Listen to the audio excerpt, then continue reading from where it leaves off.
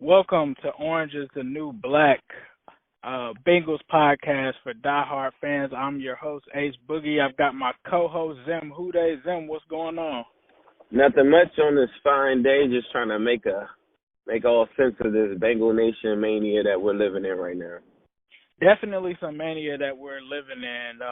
First things first, definitely be sure to subscribe to our podcast. If you're listening to this on YouTube, definitely be sure to find our podcast and anywhere that you get your podcast from under the name Cincy Jungle. Be sure to subscribe so you automatically get these episodes, and it helps us out.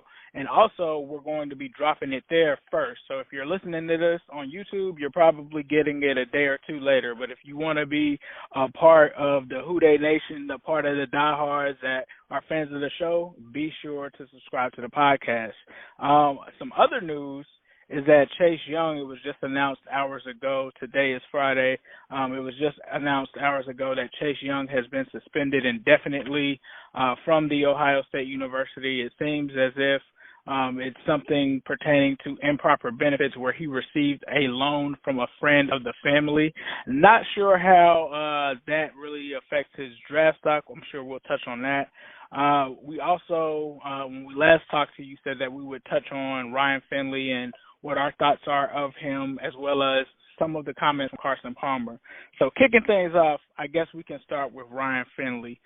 Listeners of the show, we appreciate your comments. You can follow us on Twitter. I'm at New Stripe City on Twitter. Zim is at Zim Houday on Twitter. You can also follow Zim on Instagram at Zim_Houday. You can follow me on YouTube at New Stripe City. But let's get into Ryan Finley. You guys know that we haven't been the biggest Ryan Finley fans, but you know, he is the starting quarterback. He did have a decent preseason. And the reason why we don't feel like, I'll speak for myself. The reason why I don't feel like Ryan Finley is the guy is because he's very similar to Andy Dalton. He's a guy that's very accurate in the short and intermediate field, but he struggles with the deep pass. He lacks that aspect of his game. He's more of a game manager, in my opinion. He's not going to be a game changer that the Bengals desperately need at the quarterback position.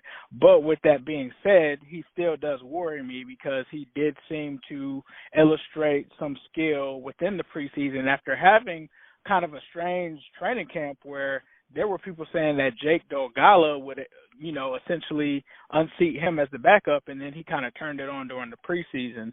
Another thing that kind of scares me about him as well is that he was one of the only quarterbacks that came to visit the Bengals that Zach was interested in. So he also has that going in his favor, that he was handpicked by Zach Taylor and essentially, quote-unquote, kind of his guy to be able to take over the reins at quarterback. So with 8 games to go, this does present us with having to talk about Ryan Finley and how we see them. I kind of gave a little bit of an explanation of how I kind of see him. Zim, how do you view Ryan Finley? I view Ryan Finley pretty much in the same light as Andy Dalton, like you were saying. I'm an NC State alumni, so I've seen Ryan Finley a lot in college. A lot of questions that were posed to me pertaining to Ryan Finley that I get a lot, and I want to answer now, is that people are saying, well, Zim, what if he's like a diamond in the rough and he's the next Drew Brees, and I know he doesn't have the strongest arm and all these different things. Here's my answer to that. Ryan Finley is 24 years old, so he's already behind the 8 ball. In the history of the NFL, there have been very few quarterbacks that are 4-year starters or whatever, and they go to the NFL and see more upside. Pretty much what Ryan Finley, to me, is what you see is what you get. I think he has time to hone in on his craft. He'll be a lot better maybe in the NFL. Who knows? But you pretty much have seen at the age that he's at, a lot of what I think what his range really is. Furthermore, the upside of a quarterback coming in 20, 21 years old out of the college rankings that has a lot more upside, more mobile, and has a stronger arm just is a better gamble for me. Nothing is sure. So a lot of people say, well, what if Tua is a bust? What if Burrow's a bust?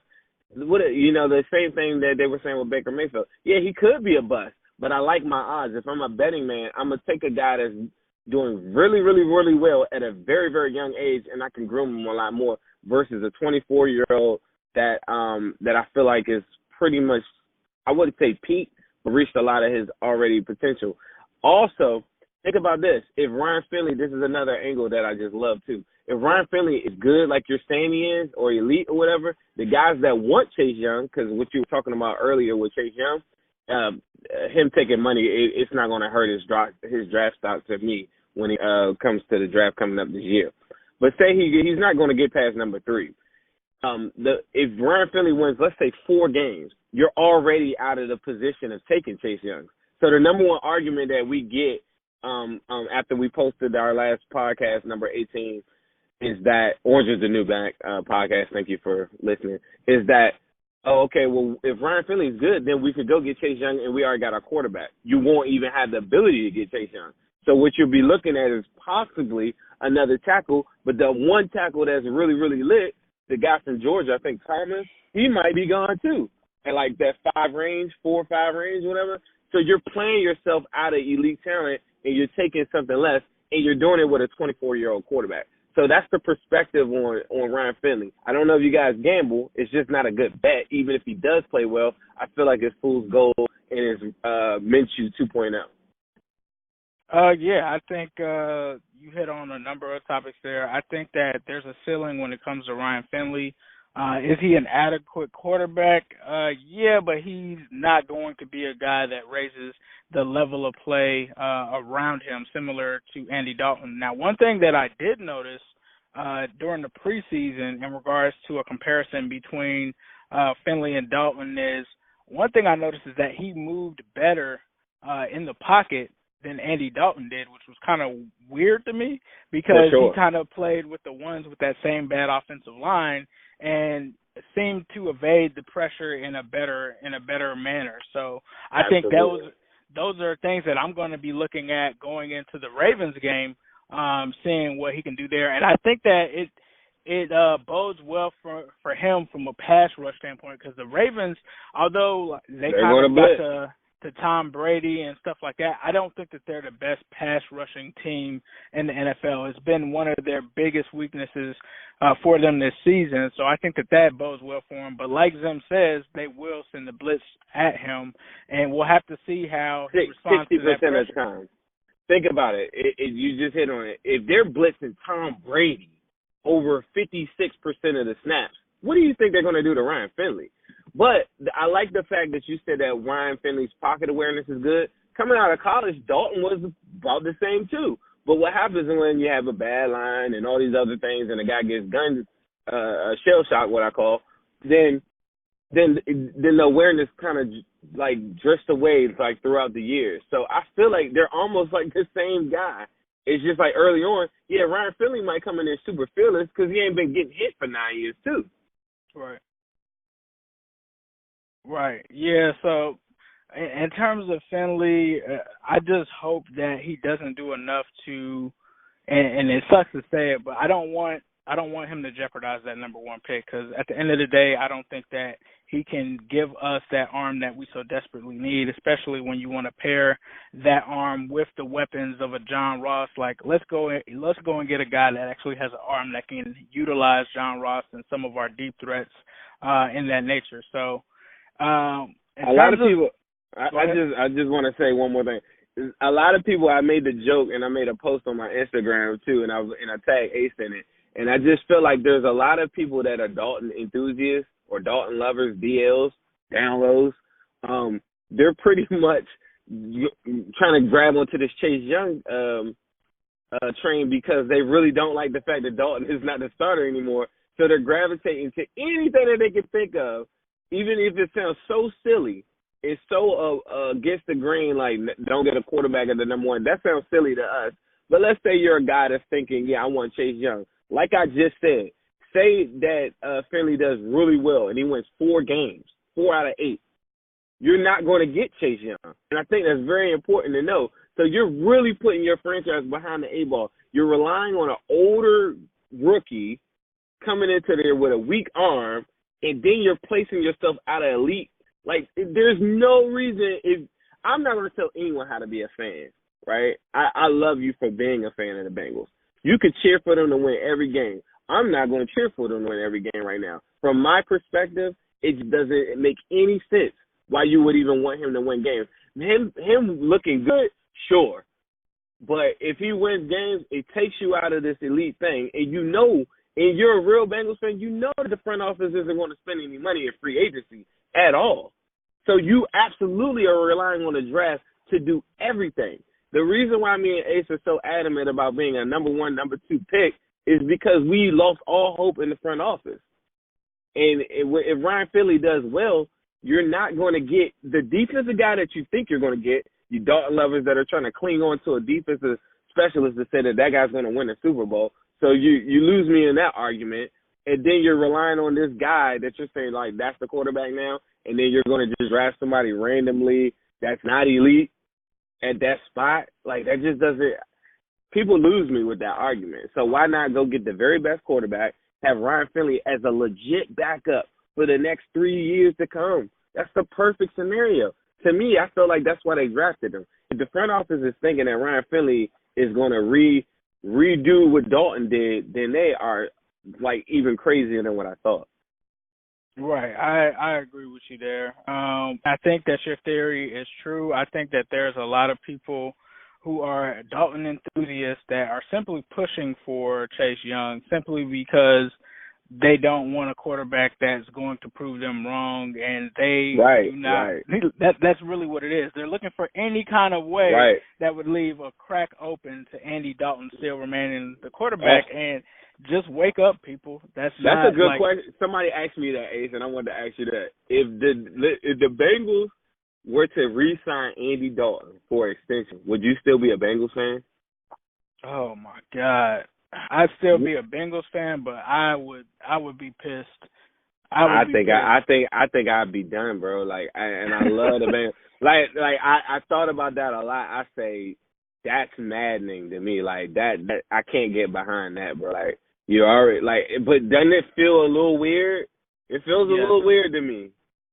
All right, I'm sorry. We can go to the next topic. I just feel like it's so weird around him a little bit. Like I'm not hearing enough of. Yeah, we're moving on to, like, the draft from the Bengals. Like, I want to hear the Bengals say that. I have heard Zach apparently said that to Andy Dalton. That's what. Yeah, he said that to Dalton, but they ain't come out in no statement and say like, hey, we're looking for it, and Duke Tobin is not available during the season, which is stupid. I've never heard of it. It's just crazy to me. But they are going to blitz the heck out of Ryan Finley this week. And I want people to understand this. I want Ryan Finley to do well. Because I need to know that he's going to be ready to go. Say we have a 2015 coming, like a reincarnation of 2015 coming up. I want to know that Ryan Finley could step in the shoes behind Tua or Burrow. Like, I need to know that what he's got right now. And that's what the 8 games represents to me. It doesn't represent a new hope or a quarterback in that guy. And people were like, well, why wouldn't you want him to be the next guy? We drafted him. Like, I just told you why. Like, so I'm not going to go back over that. Right. So for me, I guess the next topic would be Carson Palmer. And Carson Palmer came out and was on a podcast himself with some choice words for the Bengals front office, things that we kind of already know. But he feels that as a young quarterback, he was naive to thinking that the organization didn't matter, and teams that don't make moves in terms of free agency and teams that wait for certain players to fall to them in the draft versus trading up don't put quarterbacks in a good situation to have success. And he seemed to make it – he basically said that the Bengals put a lot of pressure on him or extra pressure, being that they wouldn't do anything. He would go to the front office and say, hey, we're pretty good this year. We just need a couple of pieces here and there. Go and get some of these guys, and nothing would happen. He was also critical of Duke Tobin. He kind of called Duke Tobin an idiot, saying that Duke Tobin doesn't know what he really is doing, for lack of a better word. And he also kind of stated that ownership in general does not prioritize winning. They really just prioritize, making money and just hoping and getting lucky enough to end up having a successful season and a championship. And he said that, basically everyone told him when he was going through the draft process not to go to Cincinnati. Cincinnati is a quarterback graveyard. Don't go there. He thought that, just being there as a player, he'd be able to change it. But he also said that the Bengals organization views 8-8 as like a Super Bowl. What are your thoughts on what Carson Palmer said? Why do you think that he's choosing to say them now? Is it because he's, trying to sympathize with Andy Dalton? Is it that he sees that the Bengals right now are, picking number one in the draft? What do you think is the logic behind it, and what do you think is the reason for it, and what do you think about what he said? First of all, what I think about what he said is I can't really argue. That's somebody that's inside the building that has the firsthand perspective. So I'm a kind of, he could be bitter. It could be bad relationships throughout the front office that we don't, even know all the intricacies and all the details too. But for the most part, from the outside looking in, it sounds about right. It sounds like they're not upset based on the moves that I'm seeing them making. It looks like they're trying to go 8-8 next year.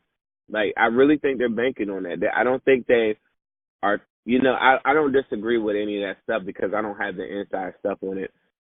But for the most part, I just feel like Carson Palmer, to me, although has the talent and everything that I would love to have, if I could redo it all over again, I'd draft him all over again.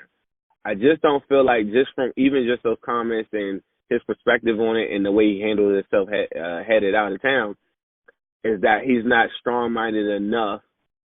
Me personally, those are my personal feelings, that he's just not strong-minded of a person. And he could have went through hell. I don't know what he went through, like with his family involved with the whole situation and everything like that.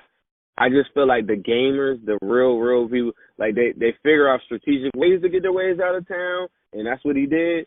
And the guys that are really, really gamers just kind of play through it, like, until they get to this point where they're just like, hey, I can't do anymore. I feel like the best running back of all time is Barry Sanders. Like, he just got to this point where he just couldn't do it anymore, and he didn't try to go play for another team. I feel like he gave everything he had. I don't feel like Carson Palmer gave everything he had. I think Carson Palmer is a really, really smart guy, and he put two and two together and said, yeah, I'm not going to play for those people anymore, and I don't blame him. A.J. Green should put two and two together and say, yeah, I'm not playing for the Cincinnati Bengals anymore too. But he's just not. He's not wired up that way. And I tend, as a fan, I'm going to go towards a guy like an A.J. Green because I feel like even if I lose, being a Bengals fan, even if we lose games, at least I got guys that I can identify with, and they share the same beliefs as me. And I feel like he's a gamer. Like, I guess we'll talk about the A.J. Green injury later, but that I just don't really have too much sympathy for Carson Palmer. I think, like, you get paid a lot of money, you get drafted to the team that you get drafted.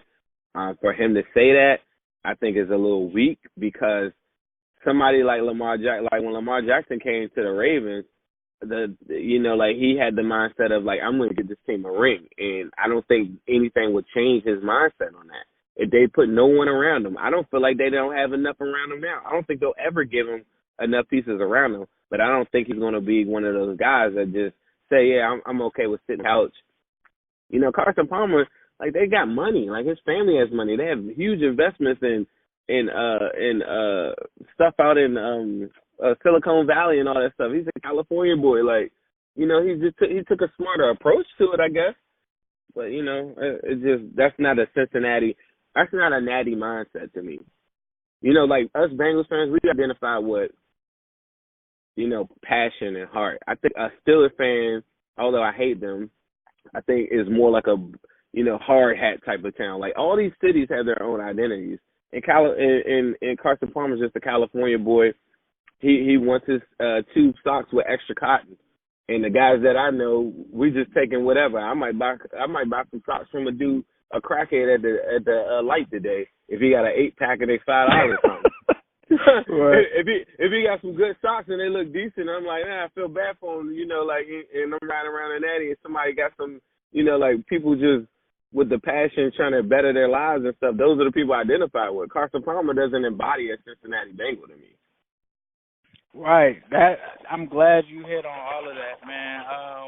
I have to tend to agree with you. Like you said, we don't have the inside track on what's going on inside of those buildings. We've heard from agents. We've heard from a bunch of sources who have, interacted with the Bengals. I've also heard from other sources in the past, agents that have, or an agent at least that has dealt with the Bengals, used to play for the Bengals and had good things to say about them. So, like Zim is saying, we never know the absolute truth.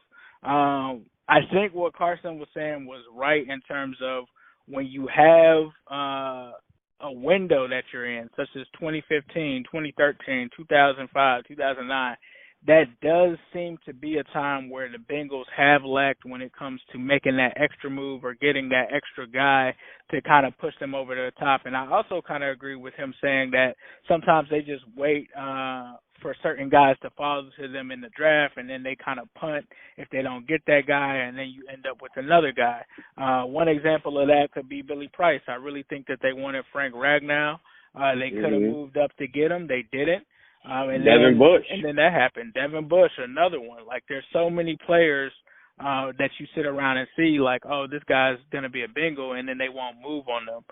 So I do agree with that. I also agree with you saying from a personality standpoint, Carson has never, to me, been accountable. In all of these interviews that I've heard from him in regards to the Bengals, nothing about it has to do with his play. Nothing is him taking any accountability. And I think as a leader, for sure, that's very weak. Yeah, you're the quarterback. Yeah, you have to deal with a lot.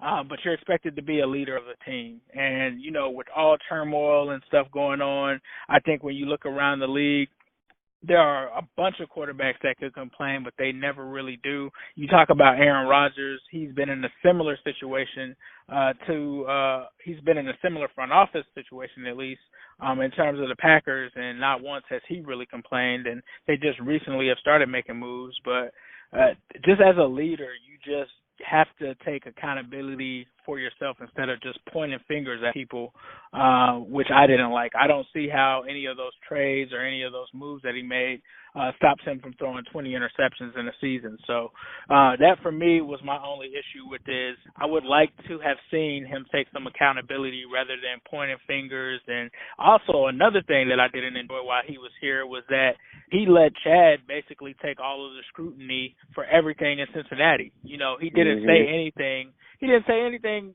for years after that Chad wasn't the issue. But during the time, he said nothing, and the media piled on Chad, and everyone knows a wide receiver can only do so much, right? They don't have that much power to make things happen on the stature of a quarterback. And, for me, it just was like he kind of used Chad as the sacrificial lamb for the media and never took any of that accountability. So those are my thoughts on that. But I also agree with you shifting gears to Chase Young. I also agree. I don't think that it's going to hurt his draft stock. The Bengals drafted A.J. Green, and A.J. Green that season had gotten suspended for some improper benefits for 4 games as well. So I agree with you there. But that brings us to probably the number one topic, which is A.J. Green. I mean, obviously, A.J. Green now had suffer a setback at practice with his ankle. He's out for this game, possibly out for the foreseeable future. Seems like he's somewhat getting frustrated, just reading between the lines that if the Bengals really don't want him, then, there's 31 other teams that will. And to me, I kind of feel like, why do you need to see that A.J. Green is healthy, right? Like, I understand that, but, by the time that next season rolls around, I'm pretty sure that he's going to be healthy. And, I mean, it's A.J. Green. So, for me, I think us just going 0-8 proves how valuable A.J. Green is. I don't think if A.J. Green is in there, I don't think we are 0-8 at this point. But, Zim, what are your thoughts on that, and how do you feel about A.J.'s injury? If you all don't know, I walk around with an A.J. Green jersey, a diamond A.J. Green jersey. So I might not be the best guy to have any A.J. Green. So like, if you ever see me, you know, like I'm pretty much wearing my heart on my sleeve. I'm AJ Green to the day I die. Like unless he like does something like really really bad. Like I don't know. I'm just AJ Green to the wheels fall off. And I just feel as though like AJ Green is just making sure.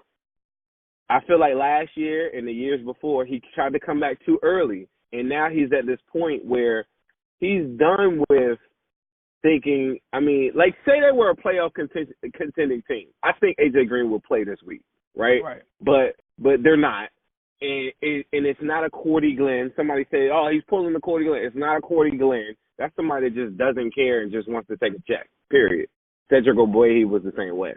But I'm just saying AJ Green is just, for the first time, I think, is saying, if I go out there and hurt myself, not only are the Bengals cheap, they're going to pigeonhole me and try to put me in some category that says that I can only get X amount of money with a franchise tag, or I'm going to get lowballed by them because nobody else is going to have any value on me because I keep on getting hurt. So I need to just make sure that I'm 100%, no swelling. Normally on an ankle surgery or something, you're going to get swelling. I've had ankle surgery. Like, it's just part of it. But I think for the first time he's just saying, look, like, what are we really playing for? We're still assessing Auden Tate every week. We're still assessing these guys.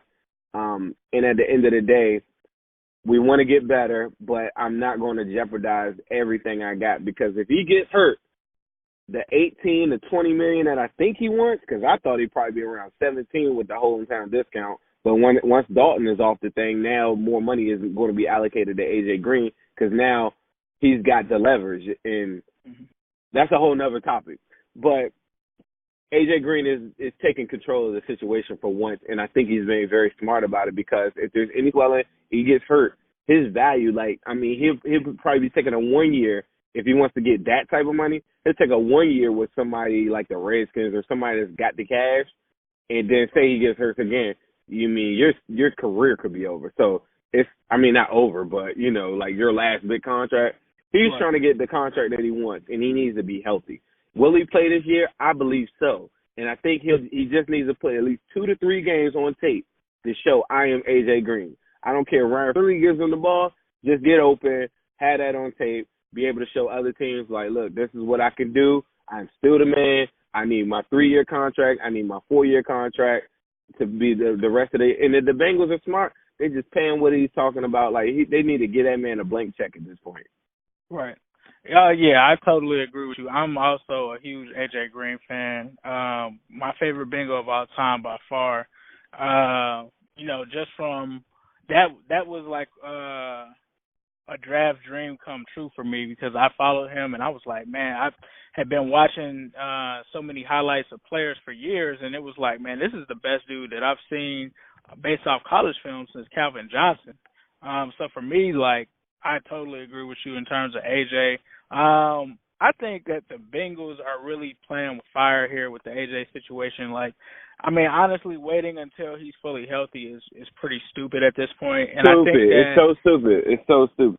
It's very stupid. I don't think that it's really about money with AJ. Like, I think what he seems to kind of be talking about vocally, and I have not heard this from my inside source next to AJ or anything, but I'm just basing this off of the media.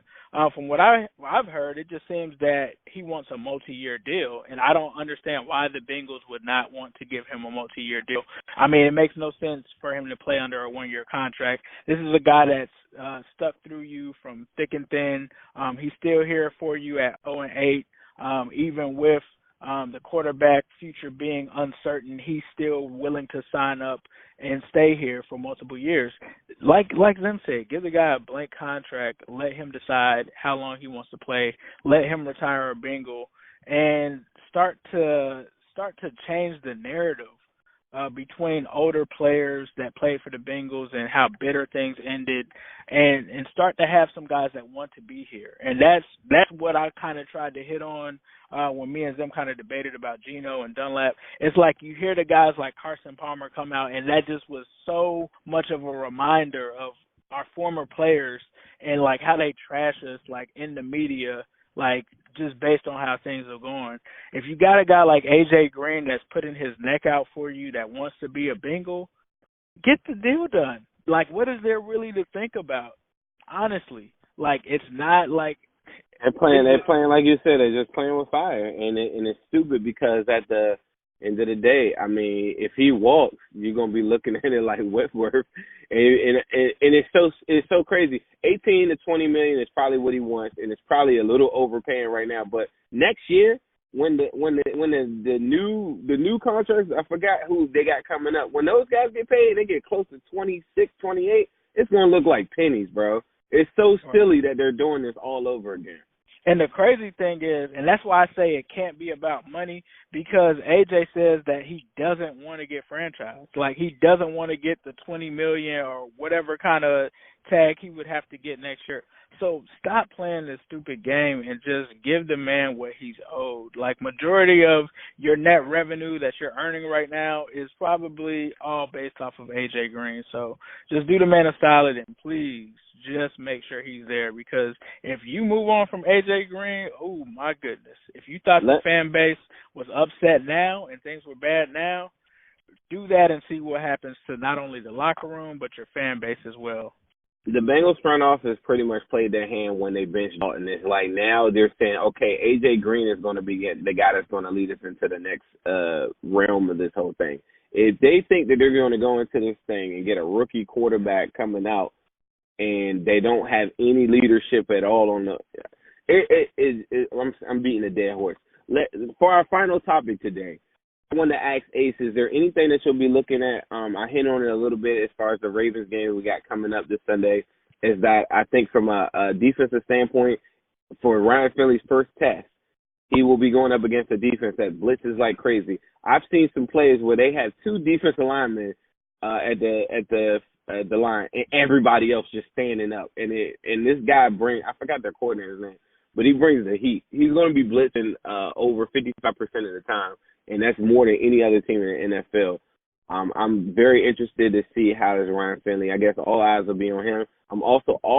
Cordy Glenn was a full participant in practice all this week as well. So no word if he's starting, if he's playing, or what. But I also want to know, is there anyone else that you'd be looking for, or any notes that you have for the Ravens game and a final prediction? Yeah, Ravens game. I'm looking to see what Ryan Finley does. I'm also looking to see how the defense plays with guys like Carl Lawson and Carlos Dunlap back. I think that will help them against the Ravens. I still feel like their Achilles heel is Lamar Jackson, and I think that they really struggled with the strategy that they used. Like, that strategy needs to get thrown away unless they really want to tank. Playing man defense and having Geno basically jog in front of a guard and wait to see whether or not Lamar is going to take off is not the answer. So that really, for me, is one of the indications to me that we'll probably lose this game. Also, Hollywood Brown, I see him giving us some issues there. But I look for Auden Tate to kind of be a standout this game, being that him and Ryan Finley played well together in the preseason. Tyler Boyd, I hope that he doesn't get shut down in this game. I'd like to see some more from my boy Tyler Boyd. Outside of that, not much for me to really see in terms of the defense. I do want to see, like you said, Cordy Glenn back in the fold. I think that the line will actually play a lot better. Interesting that he's deciding to also make his debut after Andy Dalton was benched, but I think at this point it really wasn't a choice for him whether he plays or not. So I'd like to see that. And then I think in terms of a score prediction, I'm going to go with the Ravens. I'm going to say 34-20 Ravens. I think that the Ravens are going to take it. That's my prediction. Zim, you have a prediction for the game? I'm going to go 27-9. Okay, cool. So those are our predictions. If you remember the first game, the Brian Wilson, Bengals have pretty much at this point scored 10 points a game. If it wasn't for, Brandon Wilson kickoff return, they wouldn't have scored the 17 in that game. And somebody said, well, we only lost by 6. Yeah, you only lost by 6 because you had a special teams return. Aside from that, I just think it's going to be it's a tall task for a rookie. Anybody, their first start going up against that defense, the way that the blitzes and the exotic pressure is going to come. One guy that I am eating crow on that I absolutely slept on was the cornerback Humphrey. Coming out of college, I had a very low grade on him. I thought he like a lot of people wanted us to draft him. I was like, there's no way I'd take him. Early on, I was like, man, watch AJ Green kill this guy. This guy's held his own. They had him in the slot earlier in the year. I think they've been putting him more on the outside now, but he's absolutely a Pro Bowler at this point, though. The plays that he's making every week, I mean, the kid is he's balling out. So that's one guy I just don't think there's anybody from a wide receiver position if he gets lined up with him. Then you got Earl Thomas back there. It's just that's not a good matchup for this. Not for these young Bengals. Not these guys right here. Right. I think the only hope is that Tyler Eifert can provide somewhat of a safety blanket for Finley, but outside of that, not really seeing much there. So, in retrospect, we thank you guys for joining the Orange is the New Black podcast. Appreciate the comments. Definitely keep sending them our way. That makes our day. I love the tweets and the love that we get. So I appreciate that. Be sure to subscribe so that you get all of our content immediately as soon as it's released. We're going to try to keep these shows coming Mondays and Thursdays. Obviously, today is Friday, so if we ever have to reschedule, expect it to come the following day that we normally release. And so I have gotten a lot of questions on, hey, when do you guys drop? So I'll be sure to make I make a point of saying that more. But this has been the Orange is the New Black podcast. We are out. Who dey? Who dey?